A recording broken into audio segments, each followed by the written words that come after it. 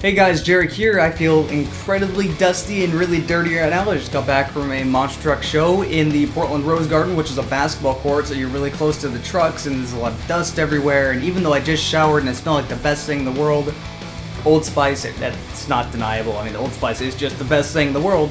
I still feel really dirty.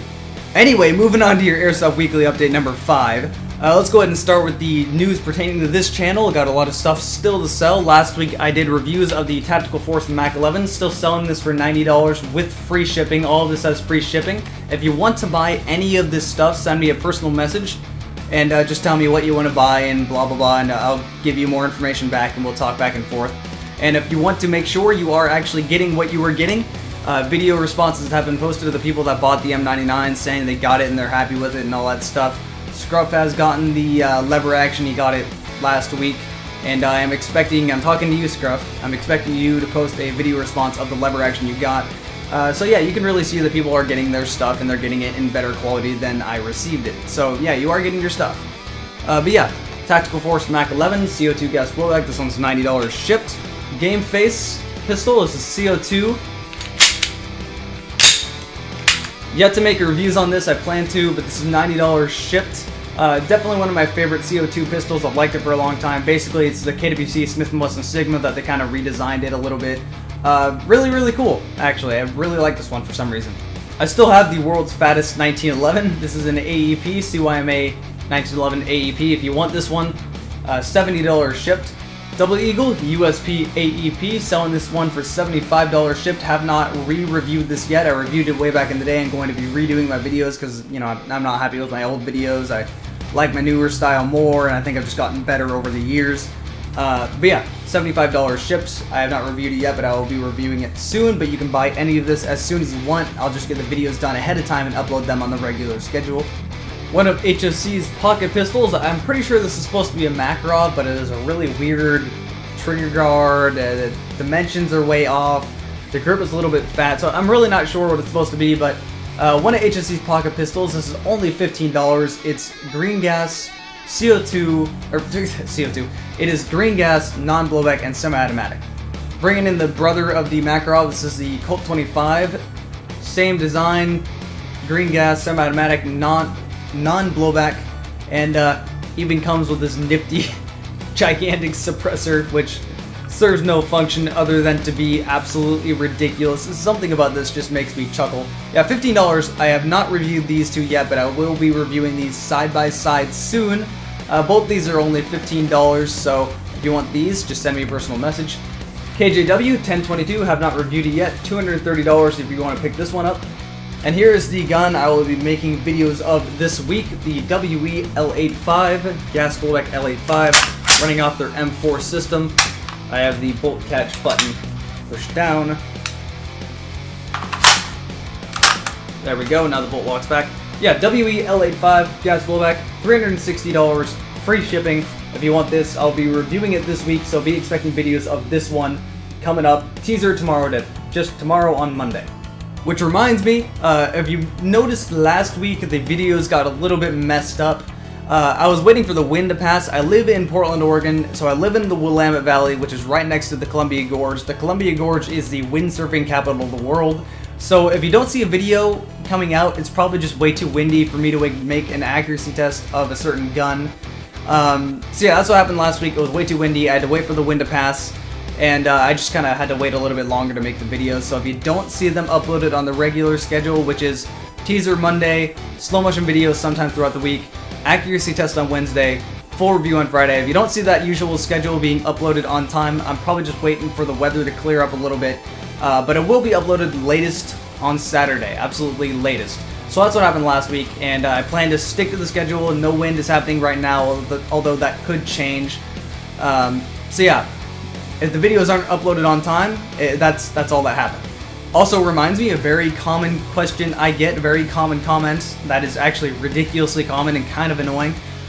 What happened to RDA's website? What happened? Oh my gosh, where did it go? Why can't I buy stuff? You know, it's not like I made a gigantic announcement video about this way forever ago. I closed on RDA a long time ago. Machinima gave me an offer. I took up that offer. I do that pretty much full time now. So yeah, RDA doesn't exist anymore. I closed down that shop. You can't get to the website. You're not able to really buy anything through that website. The website won't work. If you want to know the full reason, I was simply just not happy with business. It was kind of getting annoying. I was sort of getting irritated. And yeah, just go watch the video I made back in the summer, clearly labeled RDA closing, and you'll see the full update on that. But if you see someone commenting going, what happened to RDA's website, go ahead and fill them in so I don't have to. And let's move on to the next segment, the Westboro Baptist Church of Airsoft, Crazy NC Man. Now he's back in this segment, back in these videos, because once again, big surprise, he made another video about me. Which, you know, immediately off the bat, it amused me, because he was basically making it seem like he was the one getting attacked, and I've been making a lot of videos about him, talking a lot of bad crap about him, basically, you know, stuff like that, which, obviously, if you watch my account, or you've really been watching the whole giant crazy fight going on between us, basically him throwing stuff at me going, yeah, whatever, you know that's about the complete opposite that happened. In fact, he even stated that he has removed all videos about me, and the real reason he removed all videos about me is because he was forced to. You see, he made a lot of videos basically saying I'm horrible for the Airsoft community, go flag down his videos, he's a terrible person, which, you know, basically starting a very immature fight like someone on Facebook is totally making all Airsofters look great, which really, really hypocritical there. Yeah, by doing that, he kind of attacked his own boss. You see, we're in the own Machinima network, and when you say, go attack this guy, go flag his videos, who is in the Machinima network, Machinima doesn't like that at all. So Machinima forced him to take down his videos, flagging someone in their own network.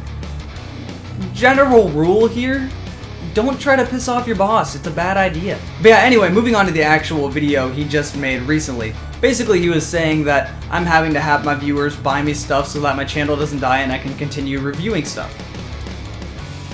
I'm looking over at $1,500 worth of Airsoft guns that I got within the last month, and I'm going, yeah, I'm really having to have people buy me stuff so my channel doesn't die. Sure, that's how it's working for me right now. Obviously, if you've been seeing my videos lately, you know how many guns I've been able to review. Money isn't really much of an issue for picking up stuff, but I'm not a collector, so I don't want to have these sitting around for me, so I'd rather just sell them afterward. Regardless, if someone wants to buy stuff so that I can review it and then ship to them later, I will not stop them from doing that, because basically then you are viewer sponsored. It puts it in the hands of your viewers to make them seem like, well, one, they're being incredibly generous. By saying no to that, that's just being mean. And two, you know, they're getting involved. You're getting involved with the community you created. And I like outreaching into my own community. It's the reason that all of the backgrounds on my pages have been made by someone else and not made by me. I like being active in my community and really talking to people, and it's been incredibly humbling as of late. You see, my mindset about everything I do, and you can tell I'm very athletically, everything I've done my whole life, it's always been around sports. You can tell by my mindset for the way I do things. What you put into it is what you get out of it. If you haven't been able to tell, I've really been increasing slowly year by year. I've been increasing the amount of effort I put into stuff. I've really been enjoying what I do. And, you know, the amount of effort you put into it is what you'll get out. You put more effort into it, you'll get more out of it. And really, that's been showing as of late, where I really improved my review style. And really, I make a teaser on Monday, slow motion video later in the week, accuracy test on Wednesday, review on Friday, Airsoft weekly updates every single week on Sunday. You look over to my other accounts, my gameplay accounts. I mean, hell, just within the last week, I have edited 60 hours worth of footage between all my accounts, and then you have the vlog account, and then you have Airsoft skirmish footage, which I go to Machinima Sports, and I go to Airsoft Scrim once a month, and widely accepted there. People will be very relaxed and very nice at those skirmishes. You know, I put a lot of effort into what I do, and the amount of effort you put into something is the amount of respect that you'll get back. And really, it is humbling. My views have increased dramatically when I changed my review style, started doing the Airsoft weekly update. I am increased to about gaining 1,000 subscribers every 2 weeks, and that number is growing too. That statistic is growing. So to answer your video, Crazy NC Man, yeah, I think I'm doing pretty well right now. And to anyone else, it's probably my advice I can give to you. Ignore the haters. Do what you want to do. Do what you enjoy. If someone's going to talk smack, they're going to talk smack. Who gives a living fuck? Just keep doing what you do, because that's what you do. And over time, you'll get better with each video you make, and you'll learn new stuff, and you'll learn new editing tricks, you'll learn new basically new ways to make your videos better or whatever you're doing better. And just ignore the haters. And the haters are half the reason I am as successful and as popular as I am today. You remember the whole debacle back with Airsoft Canada, and that got me a lot of views. Crazy and Seaman, every single time he talks crap about me on Facebook, which he does quite often on Facebook or on YouTube, I get views over there. And most of the time the comments are something along the lines of, I came here because Crazy and Seaman said you were a jerk. I came here and found out you're a pretty awesome dude. I'm subscribed. I get comments like that all the time. So haters do actually help you. It is attention, and really there is no such thing as bad publicity. Especially when bad publicity like that turns to be good publicity and you get more subscribers. Too long didn't read version? Haters gonna hate, they can fuck themselves. Moving on to international airsoft news that should actually matter to you guys. So some things I forgot to mention last week. SMT has cloned the Tavor. Something about the Tavor, their Tavor, that sort of irks me is that the gearbox shell itself is actually made of polymer, but the gears and everything are metal. It's not too big of a deal considering you can just grab an Ares gearbox case and put it in there, and then you have a metal gearbox, everything's fine, and that's all good. So yeah, if you didn't want to spend $400, $500 on a Tavor, now you can get one for around $200, so thumbs up for that. And the other thing that SMT has recently cloned, and I'm more excited for this, they cloned the Real Sword SVD. So now we have a Real Sword SVD, pretty much, clone of a Real Sword SVD, for not $800, I think it's only around $200. So yeah, SVD clone, that might actually be good. I don't know, eventually I can guarantee you eventually I'll pick up one of those things if they are still available within due time. And the last thing I wanted to cover is that Ares is working on a completely contactless gearbox. Basically the way it works is you got a little chip on the side of the gun and no selector plate, nothing, no contacts, and that would make my life so much easier. Not having to worry about that, not having to worry about the little tiny springs, not having to worry about the selector plate, maybe messing up, locking your gun on semi-automatic, not worrying about any of that. That would make my life so much easier. I hope every single company implements this into their gearboxes. My life will be complete if that happens. Really, really cool.